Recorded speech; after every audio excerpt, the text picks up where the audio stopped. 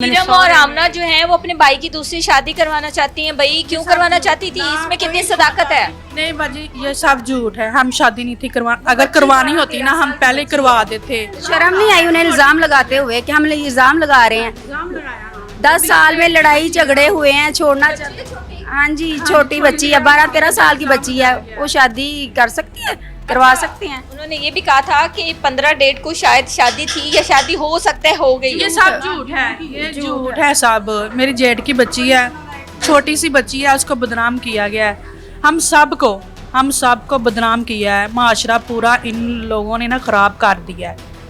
हमें इंसाफ चाहिए। इन्हें सजाए मौत, हमें तो सजाए मौत का डर हो गया था ना, तो इन लोगों को भी सजाए मौत होनी चाहिए।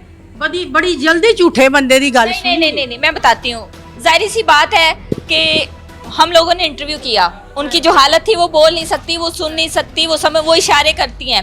उनकी एक छोटी सी बच्ची है जो फीड करती है, उसको वो लिक्विड के थ्रू उसके अंदर चीज़ें जा रही है, वो कुछ खा पी नहीं सकती। जो उसकी हालत थी ना, कोई भी इंसान देखता है तो उसके दिल में, अगर वो दिल रखता है तो वो उसके दर्द को समझ सकता है कि इस वक्त किस कैफियत से है।